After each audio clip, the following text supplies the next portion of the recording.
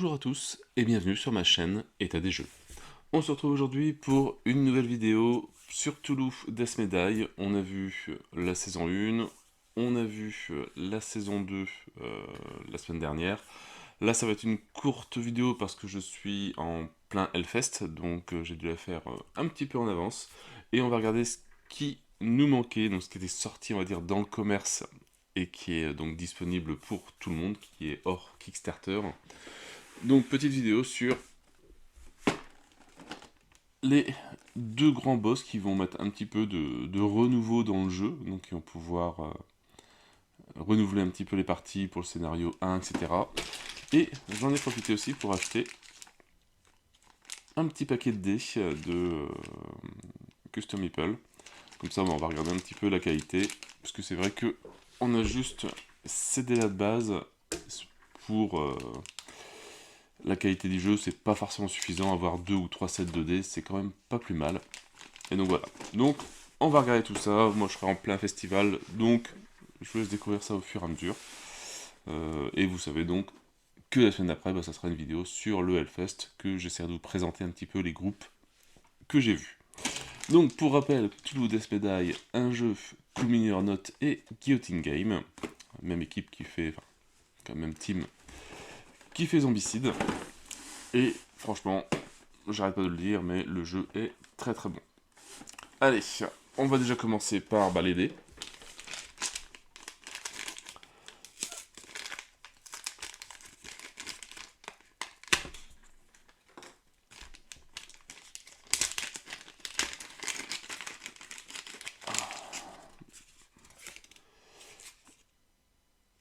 Compatible everyday. Bon, bref.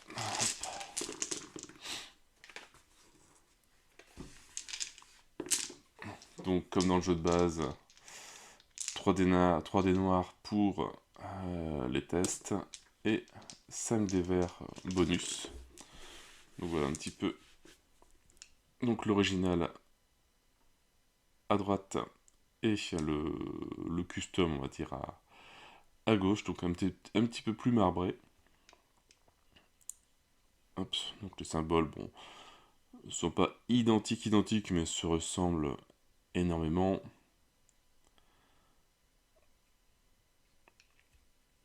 Bon, ça, on arrive à les reconnaître, même si c'est pas forcément les mêmes designs identiques, mais bon, on arrive à s'y retrouver. Et en plus avec l'effet, voilà, un petit effet marbré, etc. Ils sont sympas. Et pareil, les dés verts. Alors marbré est quand même un petit peu plus joli.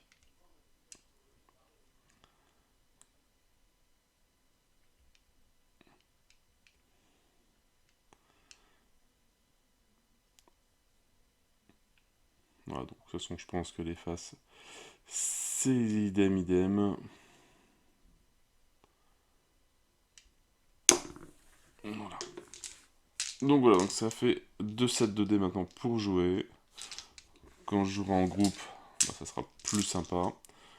Peut-être à voir selon, parce que j'hésite à ranger le jeu. J'aimerais bien mettre ces boîtes-là dans la saison 1 ou la saison 2, voir comment je pourrais ranger un petit peu tout ça. Et donc pouvoir mettre les boîtes supplémentaires ou les héros des comics books à l'intérieur. Donc à voir, donc déjà pouvoir ranger tout ça, ça sera déjà bien. Mais franchement pas mal. Des bons petits dés, ils ont le même poids, ils sont bien.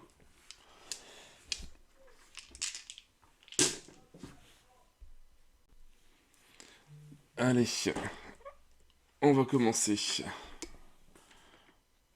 par Yoxotot,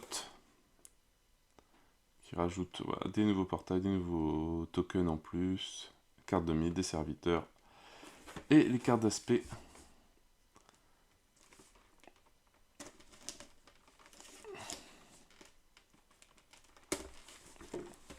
Alors c'est vrai que si je crée des rangements, il faut que ce soit des rangements modulables. Il faut que j'ai ouvert tous les scénarios avant.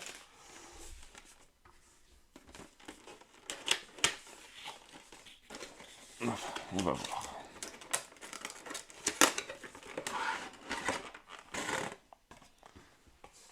Parce que les boîtes sont bien jolies, mais bon, si je peux essayer de réduire la quantité de boîtes.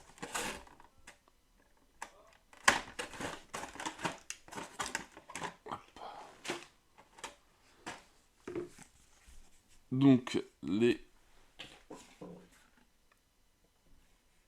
pions portail de Yog-Sothoth.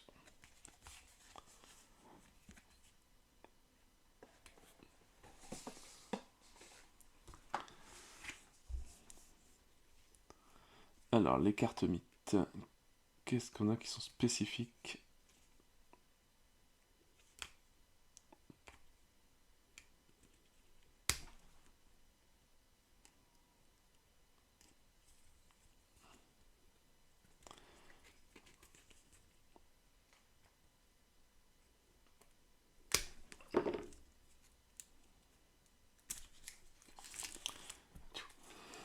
Bien emballé.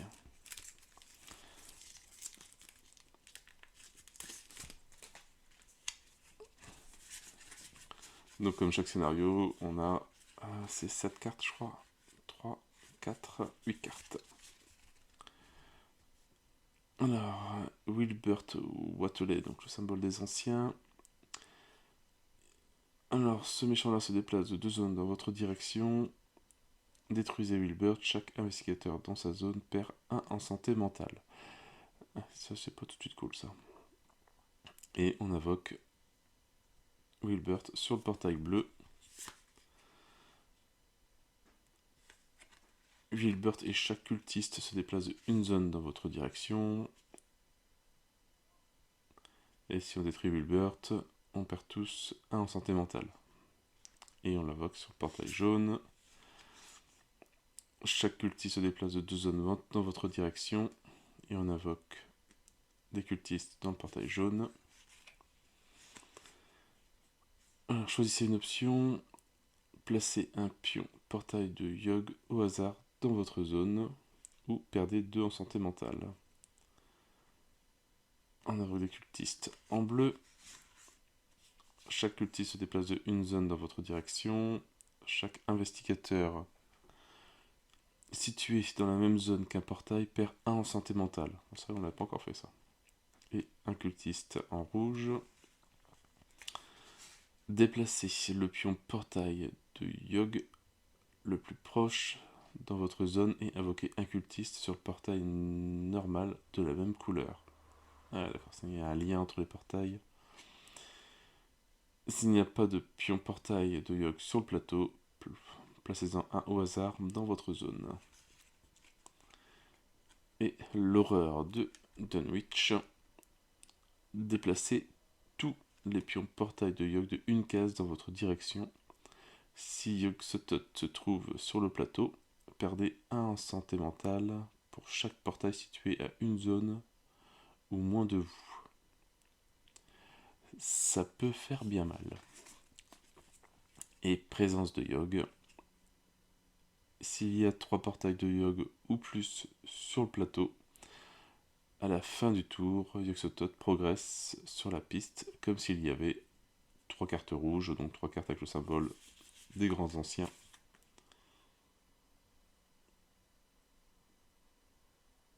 Et donc ici il y a 3 portails, d'accord. Alors on va essayer de regarder les monstres vite fait.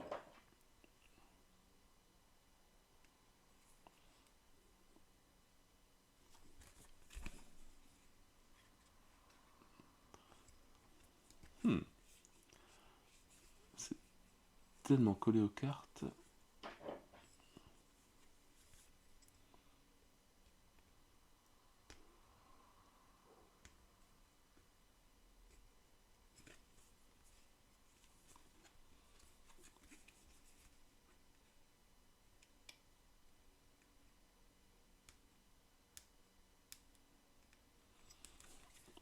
Et bien,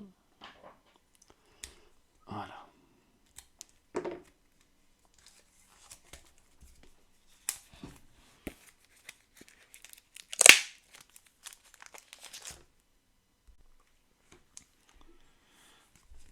Alors, donc les cartes de Yogg-Sothoth, hop. Donc, spécifique à Yogg-Sothoth, on a les cultistes. Bon, ils n'ont pas de pouvoir particulier, toujours 2 points de vie et 2 dés verts. Et Wilbert Watley, 3 points de vie, 2 dés verts, 2 dés noirs. Quand il est détruit, placez un pion portail de Yogg au hasard dans sa zone.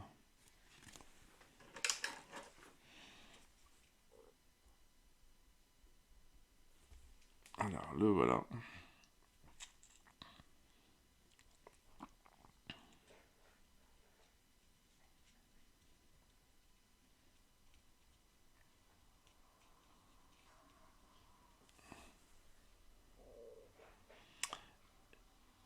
La figurine elle est super bien détaillée, très jolie. À peindre, ça va être une autre paire de manches, je crois, ça va pas être évident.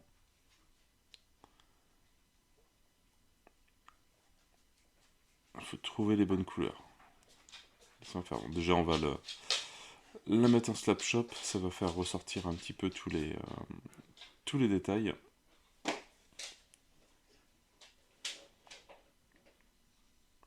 Et très joli. Hop. Et après, donc, il nous reste les 4 aspects, 3 aspects et le final pour Yogg-Sothoth. Alors, l'aspect 1, donc celui qu'on commence. Les portails de Yogg comptent comme des portails, sauf pour les invocations normales. Ils peuvent être attaqués et possèdent une vitalité de 3. Quand ils sont détruits, infligez 2 blessures à un ennemi situé dans leur zone. Quand un ennemi est invoqué sur un portail normal, invoquez-en un autre du même type sur chaque portail de Yogg de la même couleur. Ah oui, ouais, quand même.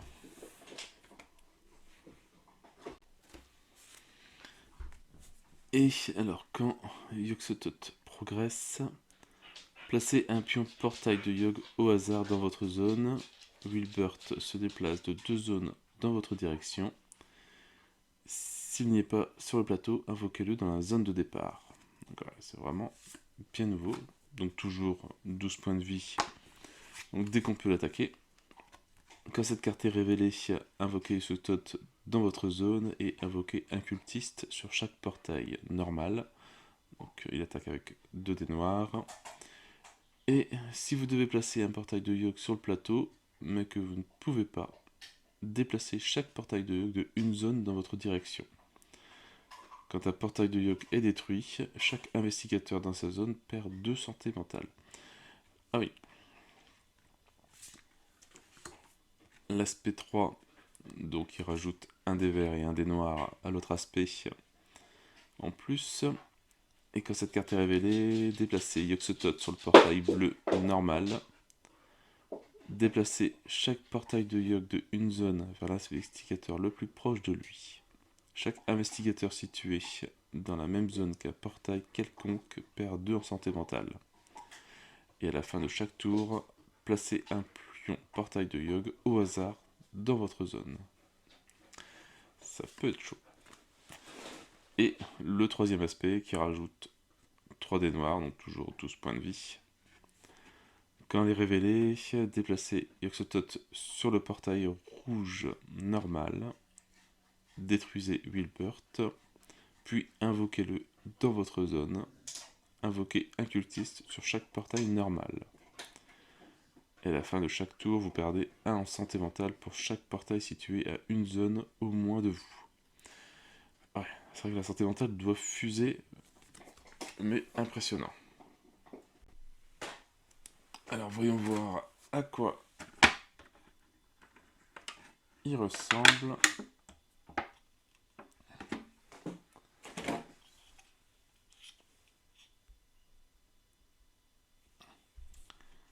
C'est une bien belle bête.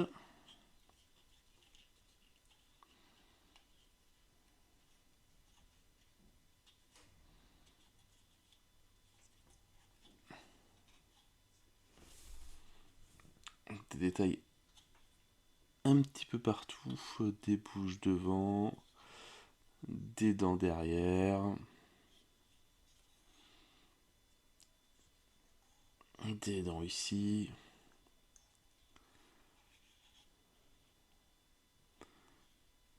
Il est super joli.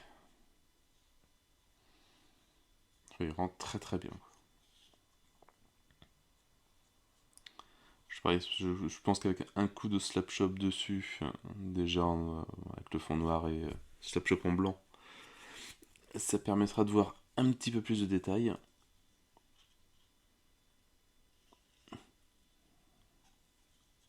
Et il est très très joli. Et pareil, le système de jeu qu'ils ont pareil, trouvé avec, ça a l'air super intéressant. Avec les portails, donc ça va refaire le scénario 1 complètement différent.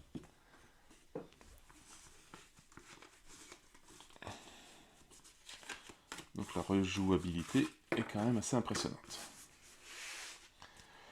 Et allez, le deuxième, la chèvre noire.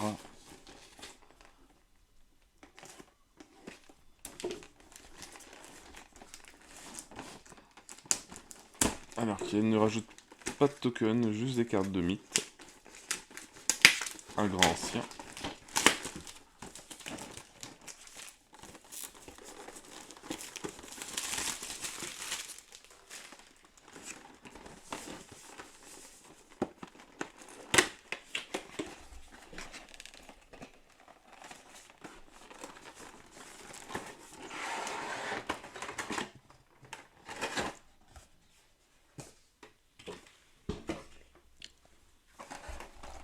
Alors je sais pas, je connais pas du tout ce monstre-là dans Lovecraft.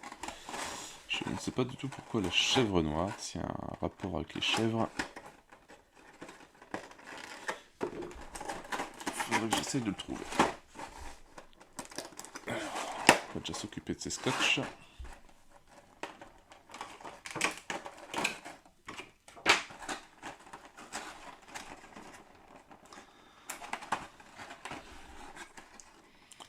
Il y en a partout.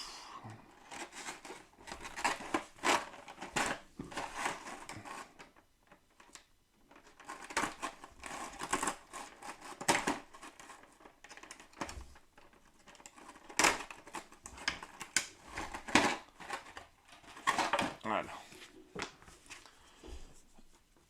Alors, là il y a juste donc des cartes de mythe, des figurines et les cartes du monstre.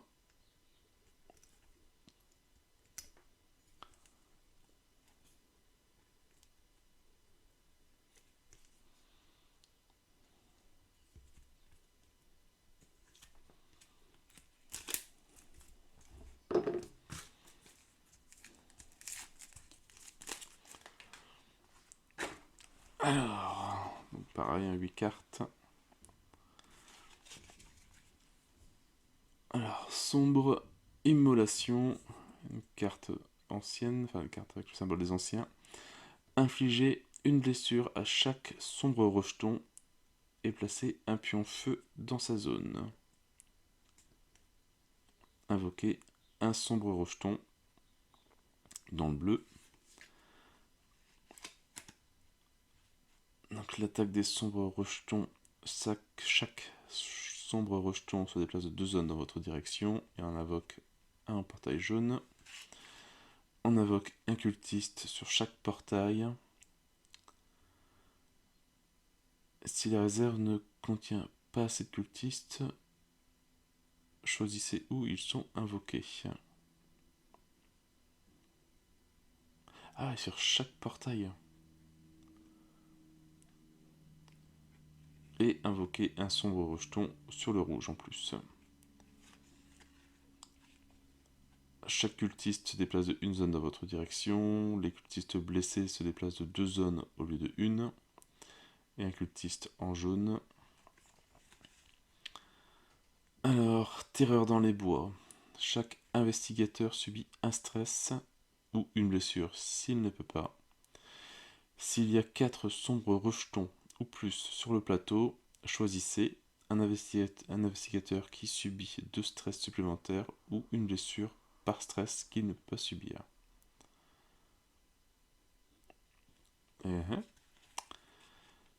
Alors, si vous êtes dans la même zone que la chèvre noire, donc la carte Seigneur des Bois, elle inflige une blessure à chaque autre figurine dans sa zone. Sinon, chaque sombre rejeton se déplace de une zone dans votre direction. Les 1000 chevreaux. S'il y a 3 sombres rejetons ou plus à une zone ou moins de vous, à la fin du tour, la chèvre noire progresse sur la piste comme s'il y avait... Donc là, on n'a vraiment pas le choix. Il faut que je quand même les 3 sombres rejetons. Et le fragment du livre Diebonne. Choisissez un investigateur. S'il y a 3 sombres rejetons ou moins sur le plateau, invoquez un sombre rejeton dans sa zone. Sinon, les 2 sombres rejetons les plus proches se déplacent dans sa zone. Ouais, ça peut faire mal.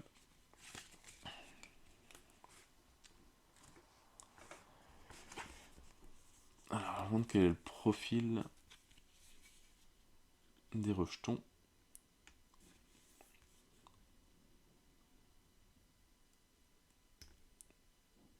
Alors, toujours compliqué à ouvrir ce truc-là.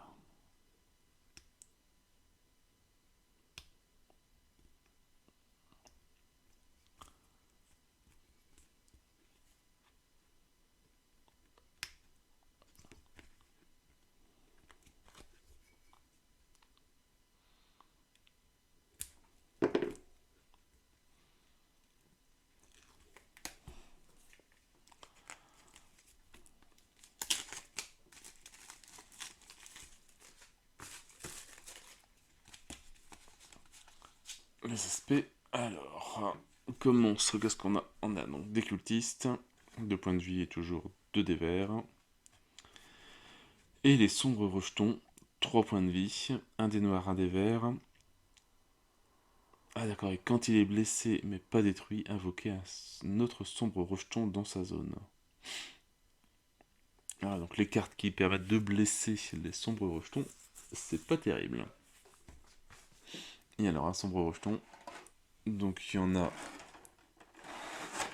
6. Et ça ressemble à ça. Enfin ça ressemble à rien.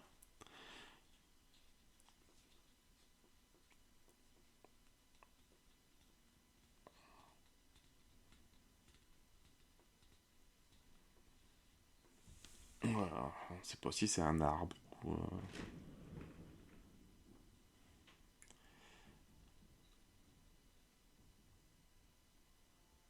Niveau couleur, ça peut être compliqué à peindre, mais il faut trouver les bonnes couleurs pour que ça rentre bien en fait.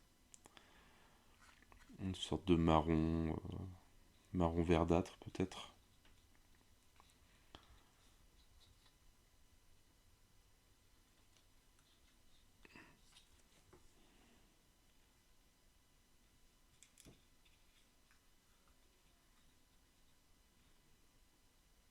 Après, je sais pas si je pense qu'elles sont toutes. Je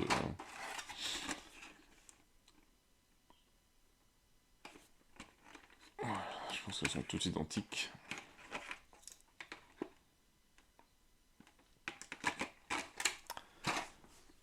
Et après, donc il nous reste les 4 aspects de la chèvre noire. L'aspect 1, donc quand on commence le jeu, quand la chèvre noire progresse, invoquez un sombre rejeton dans votre zone. Ah ouais, dès qu'elle progresse, et infligez une blessure à chaque figurine dans votre zone. Donc, si on arrive à calculer, dès qu'on a 2 signes des grands anciens, on va essayer de se placer avec plein de figurines ennemies. Ça peut les tuer. Alors, quand il arrive dans le jeu, donc il a déjà 2 dés noirs, 2 dés verts d'attaque, toujours 12 points de vie. Quand cette carte est révélée, invoquez la chèvre noire des bois dans votre zone. Ensuite, tous les sombres rejetons se déplacent de une zone dans votre direction. Et chaque fois que la chèvre noire subit des blessures, le sombre rejeton le plus proche d'elle se déplace dans sa zone, à moins que la zone n'en contienne déjà un. Ok. L'aspect 3, donc la première fois qu'on l'a tué, il rajoute 2 dés verts, 1 dé noir. Quand cette carte est révélée, déplacez la chèvre noire sur le portail jaune, ensuite invoquez un sombre rejeton sur chaque portail. Et à la fin du tour, la chèvre noire inflige une blessure à chaque autre figurine située dans sa zone ou dans une zone adjacente. Troisième aspect, ça ne rajoute pas de dés. Bon, il y a quand même déjà 3 dés noirs et 4 dés verts, c'est déjà pas mal. Toujours 12 points de vie. Quand cette carte est révélée, déplacez la chèvre noire et tous les sombres rejetons sur le portail bleu. Et la chèvre noire ne peut pas subir des dégâts tant que sa zone contient des monstres ou des cultistes. Ah ouais, ça peut être assez costaud. Et donc voilà, la figurine. Alors j'ai pas d'investigateur sous la main. Je peux peut-être trouver un cultiste, ça veut pas être la même taille pour montrer la taille de la figurine.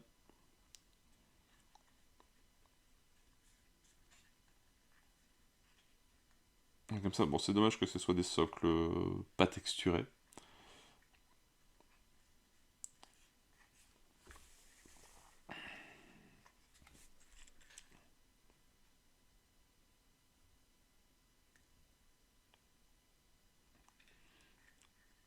Ouais, ça va pas être évident avec le pentacle sur le ventre.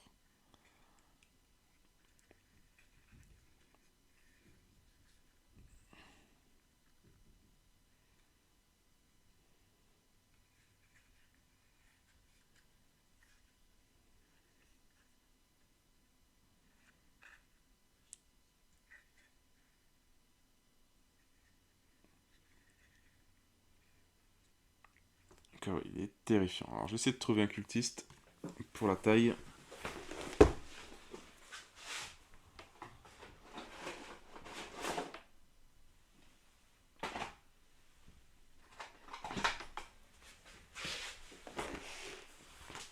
Voilà, c'est à peu près.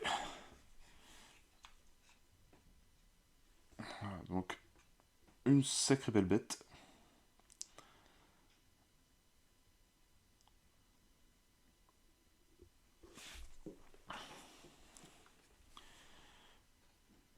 Mais voilà, vraiment des très beaux boss.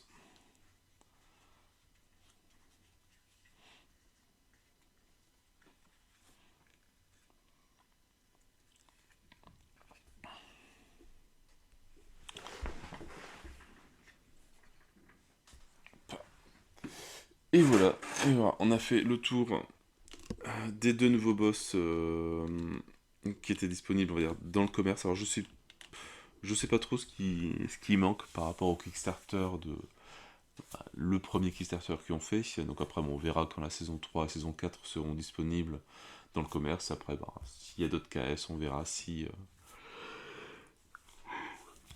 je fais ou pas. Peut-être pour essayer de récupérer, mais voilà, tout. Je sais pas ce qui manque par rapport à la saison 1. Je sais qu'il y a une boîte de stretch goal avec des héros. Je sais pas s'il y a des grands méchants, d'autres monstres.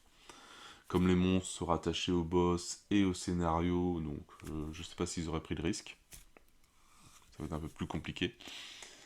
Euh, mais voilà, mais franchement, 2 bons petits boss qui vont, voilà, ça va permettre de refaire le scénario 1 et voir le scénario 2 avec les labos et avec les grimoires. Et essayer avec justement ces nouveaux boss là pour voir si c'est plus simple ou pas.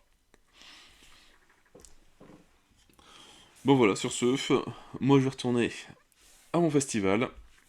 Je n'ai plus qu'à vous souhaiter une bonne journée, une bonne soirée. N'hésitez pas à liker, à commenter et à vous abonner à la chaîne. Et moi je vous dis à bientôt pour une nouvelle vidéo. Ciao ciao!